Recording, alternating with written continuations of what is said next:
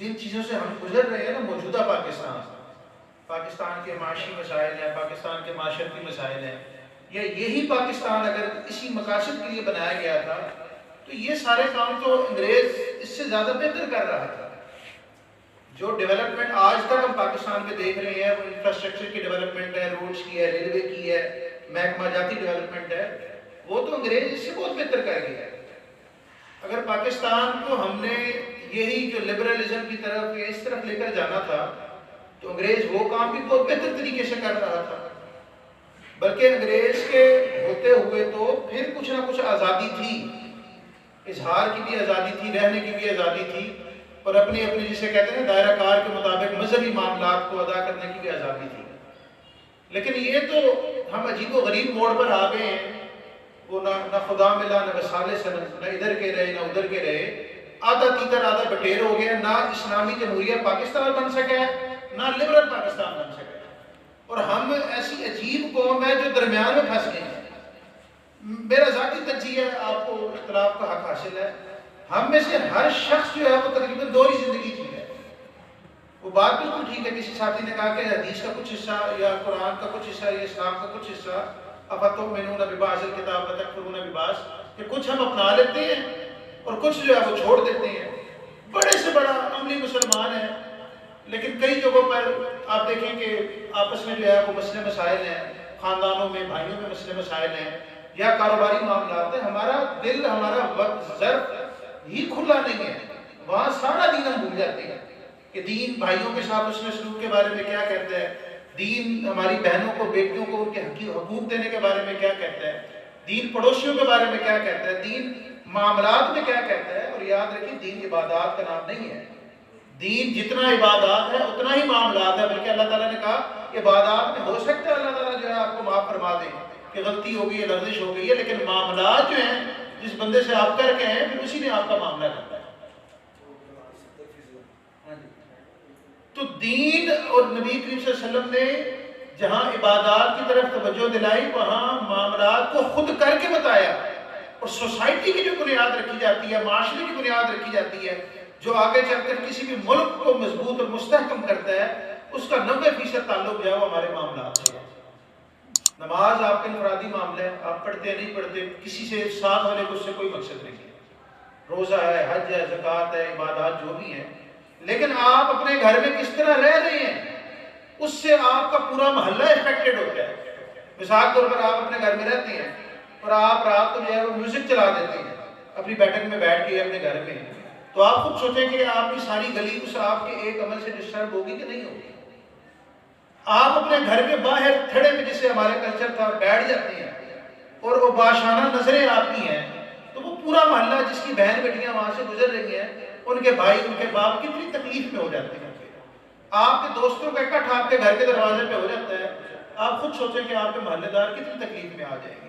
آپ کی دکان ہے، آپ دکان کے آگے جو ہے وہ کوئی ایسی حرکت کرتے ہیں، کوئی موٹر سائیکل کھڑی کر دے، گاڑی کر دے جس سے وہاں سے گزرنے والے تنگ ہو، آپ سوچیں وہ بازار پورے کا پورا آپ کی ایک حرکت کی وجہ سے کتنا ڈسٹرب ہوگا۔ تو مسئلہ یہ ہے کہ ہم عبادات کو ہم نے دین سمجھ لیا اور معاملات کو ہم نے دین سے ٹوٹل جو ہے وہ آؤٹ کر دیا۔ تو ایک تو اس طرح بڑی توجہ کرنے کی ضرورت ہے۔ دوسری بات یہ ہے کہ جس طرح پاکستان اگر اللہ تعالیٰ کی نعمت ہے اور مرکز جمعیت اہل حدیث پاکستان اللہ تعالیٰ کی رحمت ہے، اور پاکستان بنایا کس مقصد کے لیے گیا تھا اور ان مقاصد کے حصول میں ہم کہاں کھڑے ہیں، تو بات یہ کہ اس میں ہم اکثر حکمرانوں پر ذمہ داری ڈال دیتے ہیں کہ حکمرانوں کا قصور ہے، پاکستان کو حکمران ایسے ملے ہیں، اور یہ حقیقت ہے کہ 1948 سے لے کر آج تک یہ ملک پولیٹیکلی جو ہے وہ اسٹیبل نہیں ہو سکا۔ اس ملک کو ایسے حکمران نہیں بن سکے کہ جس مقصد کے لیے جن نظریات پر یہ ملک قائم کیا گیا تھا وہ ان پر عمل ہو سکے، اور ایسا جو ہے وہ دانستہ کیا گیا ہے، غیر دانستہ نہیں کیا گیا۔ مجھے آپ بتائیں، آپ ماشاءاللہ صاحب فہم ہیں، اس خطے میں چلیں انٹرنیشنلی ہم بات نہیں کرتے، اس خطے میں اسلامی جمہوریہ پاکستان جو صحیح اسلامی جمہوریہ وہ کس کو برداشت ہے، وہ کیوں برداشت ہوگا؟ اگر اسلام پاکستان میں مضبوط ہوگا تو پھر بھی ظاہری بات ہے کہ وہ خطرہ ہے نا۔ میں نے لاہور میں گفتگو کی تھی تحفظ شاعر اسلام میں کہ بنیادی طور پر یہ ہے ہی مذاہب کی جنگ ہے، جو دنیا آج کل فیس کر رہی ہے، یہ جو ہے وہ یہودیت، عیسائیت اور اسلام، یہ اس کی جنگ ہے، اور یہ روز اول سے ہے اور آخر تک رہے گی۔ قرآن نے بھی کہا نا، یہود کہتے ہیں کہ ہم جو ہے وہ اعلیٰ ہیں، عیسائی کہتے ہیں ہم اعلیٰ ہیں۔ یہود کہتے ہیں عزیر علیہ السلام جو ہے وہ اللہ کے بیٹے ہیں، عیسائی کہتے ہیں۔ اور یہودیت کا یہ نظریہ ہے کہ دنیا میں رہنے کا حق جو ہے وہ صحیح یہ یہودی کو حاصل ہے، باقی جتنے بھی لوگ ہیں وہ یہودیت کی خدمت کے لیے پیدا ہوئے ہیں، وہ ہمارے خادم ہیں۔ یہ آپ کی صرف معلومات میں اضافے کے لیے ہو سکتا ہے، آپ کو مجھ سے زیادہ پتہ ہو۔ اور یہودیت میں اگر یہاں سے کوئی بندہ اٹھتا ہے نا پوری دنیا میں، اور وہ کہ جی میں یہودی ہو گیا ہوں، میں نے اپنا جو ریلیجن ہے، اسلام ہے یا عیسائیت ہے یا کوئی بھی ہے، وہ چھوڑ دیا اور میں یہودیت ہو گیا ہوں، یہودیت اسے قبول نہیں کرتی۔ یہودیت کہتی ہے یہودی وہی ہے جو پیدائشی یہودی ہے، جو ماں باپ دونوں طرف سے یہودی ہے۔ ان کا یہ نظریہ ہے کہ ہم جو ہے وہ ہم دنیا میں حکومت کرنے کے لیے اور رہنے کے لیے دنیا ہے ہی ہمارے لیے، باقی جتنے بھی لوگ ہیں وہ ہماری خدمت کے لیے پیدا کیے گئے ہیں۔ تو بنیادی طور پر یہ بظاہر بھی جنگ ہے، عیسائیت بھی اس سے ملتا جلتا ہے، اور اسلام نے آ کر نبی پاک کے بعد 15 سے 20 سالوں میں جس طرح یہ عالمگیر مذہب بن گیا، یہودیت اور عیسائیت کو خطرہ پیدا ہو گیا کہ یار اگر اسلام کچھ عرصہ اور رہا تو پھر دنیا میں کوئی بھی یہودی یا عیسائی یہاں پر نہیں بچے گا۔ اور پھر انہوں نے دیکھا کہ ہم بزور قوت، بزور بازو جو ہے وہ اسلام کو کبھی نہیں ہرا سکتے، اور وجہ صاحب ظاہر اسلام واقعی ایک انتہائی اعلیٰ اور عرفہ دین ہے۔ اسلام کی تعلیمات وہ لوگ جو گنوار کہلاتے تھے، وہ لوگ جو عربی کہلاتے تھے، جاہل کہلاتے تھے، بدو کہلاتے تھے، کس چیز نے ان کو جو ہے وہ اس لڑی میں پڑھو دیا کہ وہ جو ہے وہ آدھی دنیا کے حکمران بن گئے، اور ان کی مثالیں آج تک دی جاتی ہیں کہ رحماء بینہم، کہ وہ آپس میں اس طرح شیر و شکر ہو گئے کہ وہ سب ان کے درمیان جاہلیت، عصبیت اور مسئلے مسائل کچھ عرصے میں ختم ہو گئے۔ یہ اسلام کی تعلیمات ہے۔ سو لہذا یہ جنگ جاری ہے، اور جو اسلام دشمن قوتیں ہیں وہ کبھی بھی کوئی بھی ملک ایسا نہیں بننے دے گی جہاں پر صحیح معنوں میں اسلامی نظریے کو فروغ دیا جا سکے۔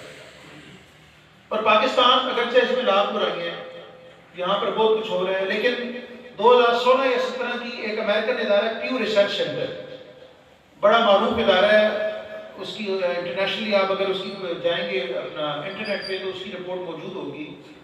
انہوں نے ایک سروے کنڈکٹ کروایا تھا کہ دنیا کا کون سا ملک ہے، اسلامی ملک، جہاں کے رہنے والے، جہاں کے باشندے یہ چاہتے ہیں کہ ہم اپنی زندگی حقیقی طور پر اسلام کے مطابق اور قرآن و سنت کے مطابق بسر کر سکیں۔ تو اس ریسرچ کی روشنی میں پاکستان وہ ملک تھا جہاں کے رہنے والے غالباً 85 یا 86% لوگ یہ چاہتے تھے کہ وہ اپنی زندگی جو ہے وہ لا الہ الا اللہ کے آئین کے تحت صحیح معنوں میں اسلام کے تحت بسر کر سکیں، اور 2 یا 3% وہ لوگ تھے جو لبرل چاہتے تھے کہ ہم لبرل زندگی جو ہے وہ بسر کر سکیں۔ اور دوسرے نمبر پہ جو ملک تھا وہ فلسطین تھا یا عراق تھا یا جو بھی تھا، وہ 55% یا 60% لوگ وہاں یہ چاہتے تھے۔ یعنی ابھی بھی پاکستانیوں کی اکثریت 85 یا 86% اپنے معاملات کو، اپنی زندگیوں کو جو ہے وہ لا الہ الا اللہ کے نظام کے تحت، صحیح اسلامی نظام کے تحت چلانا چاہتے ہیں۔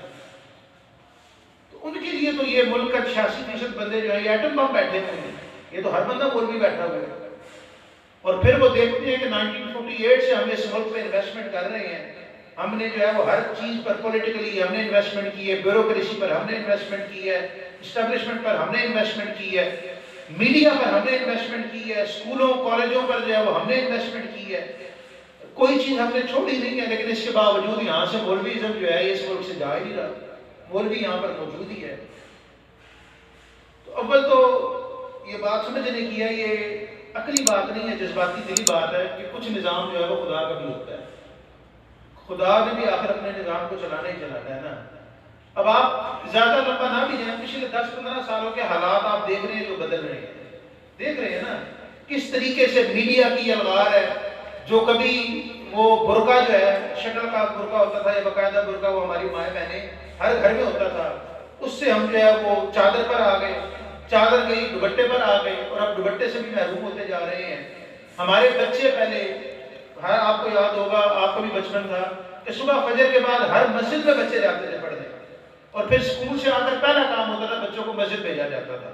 وہ سارا کلچر ختم ہو گیا، اب گھروں میں قاری صاحب آ گئے ہیں کہ جناب آ کر آدھا گھنٹہ جو ہے وہ ڈیوٹی دے، قاری صاحب وہ ٹیوشن پڑھا دیں، مساجد میں جاتے بھی ہیں تو وہ نہ ہونے کے برابر بستے اٹھائے یا اسکولوں میں یا ٹیوشنوں میں یا ان کی ایکٹیویٹی. تو یہ باقاعدہ ایک پلاننگ کے تحت سارے کا سارا دھارا جو ہے وہ موڑا گیا ہے اس کا روز. اور یہ جب آپ بیج کاشت کرتے ہیں نا تو فصل بننے میں بہرحال وہ 6 مہینے کا سال کا ٹائم لیتا ہے. اور پاکستان کی جڑوں میں بہرحال یہ بیج جو ہے وہ بویا گیا ہے, جس کو لبرلزم کہہ سکتے ہیں, جس کو الحاد کہہ سکتی ہیں, جس کو ماڈرنائزیشن کہہ سکتے ہیں. اور وہ فصل اب آہستہ آہستہ تیار ہو رہی ہے. اب اس فصل کے آگے بند کس نے باندھنا ہے؟ اب خدا کا, میں نے وہی کہا, کچھ خدا کا بھی نظام ہوتا ہے. یہ سارا کچھ کرنے کے باوجود مولوی بھی دن بدن بڑھ رہے ہیں, اسلام سے محبت کرنے والے بھی دن بدن بڑھ رہے ہیں, ایسی پرسنالٹیز ہیں, میڈیا کی پرسنالٹیز ہیں, اسپورٹس کی پرسنالٹیز ہیں جو اسلام کی طرف مائل ہو رہی ہیں, جو عملی طور پر اسلام کو اپنا رہی ہیں. اب بات یہ ہے کہ آخر وہ جو ہے نا نیکی اور بدی کا سسٹم وہ تو ساتھ ساتھ چل رہی ہے نا. تو ہمارا تو یقین ہے کہ جو مرضی اسلام مخالف قوتیں کر لیں, بہرحال اللہ کے دین نے غالب آ کر رہنا ہے. اور پاکستان نے ایک دن صحیح معنوں میں اسلامی جمہوریہ پاکستان بن کر رہنا ہے. اس میں ہمیں انشاءاللہ, اس میں ہمارا کمال ہوگا نہیں ہوگا, لیکن اللہ تعالیٰ کی رحمت اور کرم سے انشاءاللہ یہ بات ضرور آئے گی. لیکن بات پھر وہی ہے, طاہر شیخ صاحب نے کہا کہ آپ سے سوال کیا جائے گا کہ آپ بندے آپ نے جوانی کہاں پر بسر کی.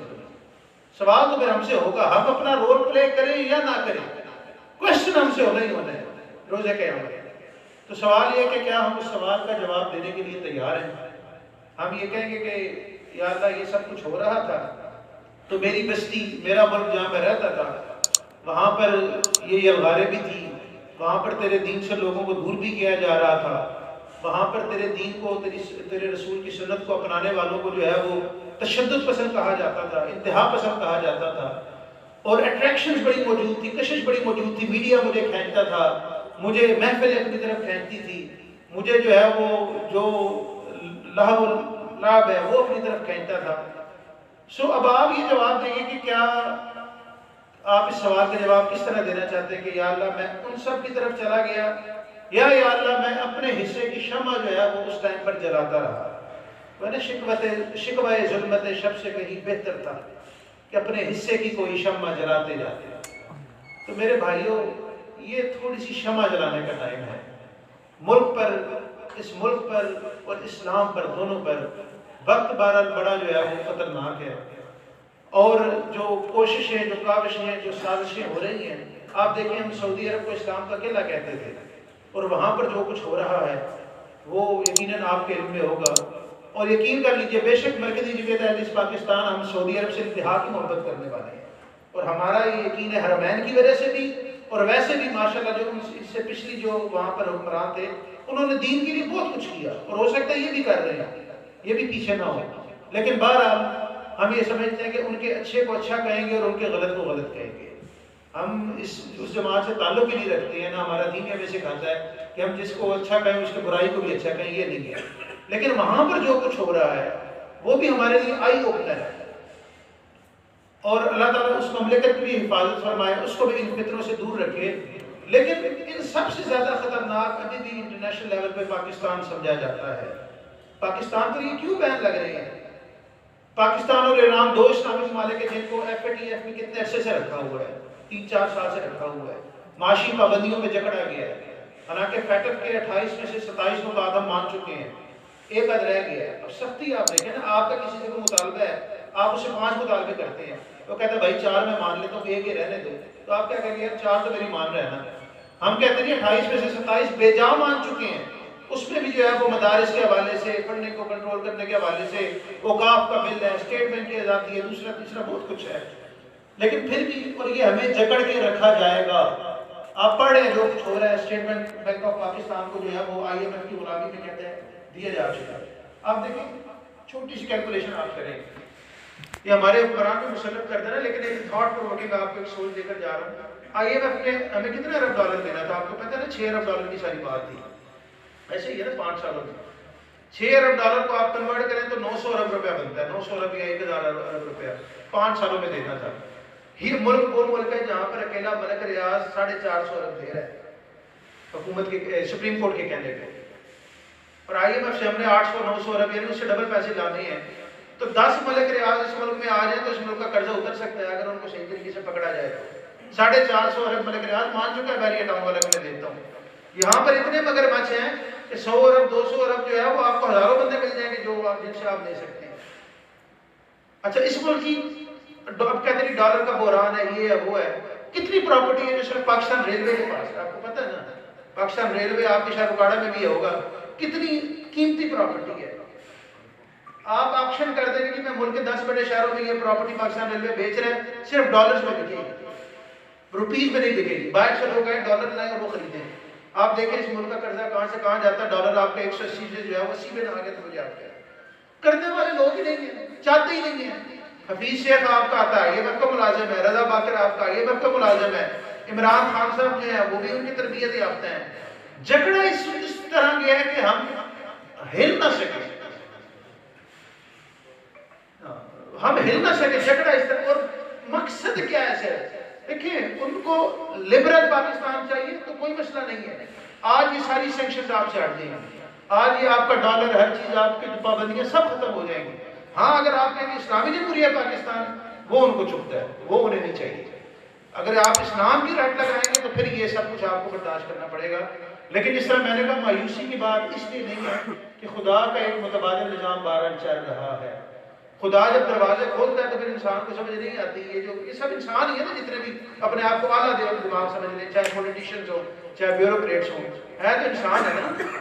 تو خدا پھر انسان کے عقل کو جو ہے وہ سلب کر لیتا ہے، پھر اس کو سمجھ نہیں آتی.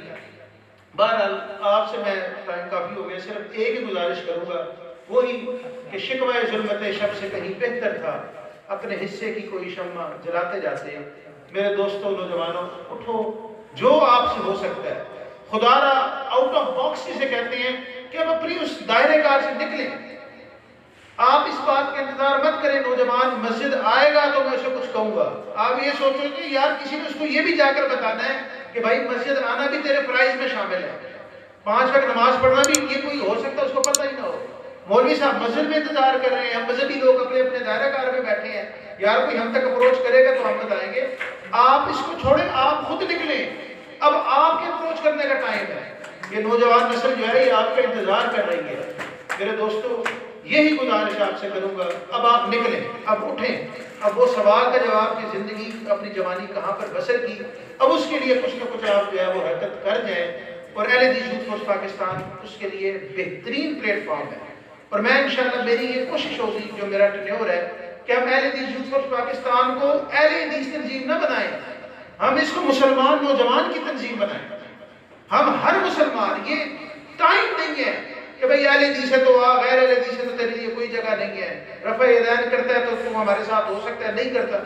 اس وقت ہر نوجوان ہمارا اساس ہے، ہر نوجوان ہمارے لیے اہمیت کا حامل ہے.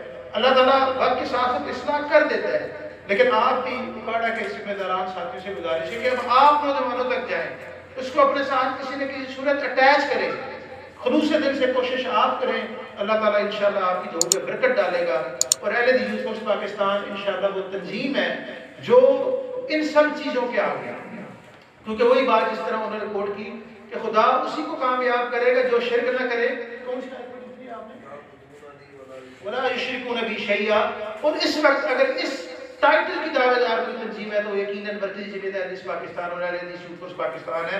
اور ہماری جد و جہد صرف ایک ہی ہے، وہی کہ اس ملک کو صحیح معنوں میں یہاں پر جو ہے وہ قرآن و سنت جو ہے اس ملک کا آئین ہو. اور ہم یہ کہتے ہیں کہ صحیح معنوں میں ہم قرآن و سنت کی جو ہے وہ دعوت دینے والی اور قرآن و سنت کا آئین رکھنے والی تنظیم ہے. باقی جتنی بھی تنظیمیں ہیں، کوئی کسی کی پولیٹیشن، کسی کی جد و جہد جو ہے وہ پولیٹیکل ہے، کسی کا مقاصد کچھ اور ہے، کوئی اپنی اجارہ داری کہتی ہے، لیکن ہم ایک ہی بات کہتے ہیں کہ قرآن و سنت جو ہے اس کے مطابق اس ملک کو جو ہے وہ ڈھالا جائے، بنایا جائے اور صحیح معنوں میں اسے اسلامی جمہوریہ پاکستان بنایا جائے. تو بہرحال اب آپ نکلیں، اہل حدیث یوتھ فورس پاکستان کے قدم بہ قدم بنے. اور یہ وقت ہے، یہ وقت کی ضرورت ہے. اللہ تعالیٰ میری اور آپ کی غیب سے مدد اور نصرت فرمائے اور ہم سب کو کچھ نہ کچھ کرنے کی اپنی جوانیوں میں توفیق عطا فرمائے. اللہ تعالیٰ ہمارا حامی اور مددگار ہو. یہ تھے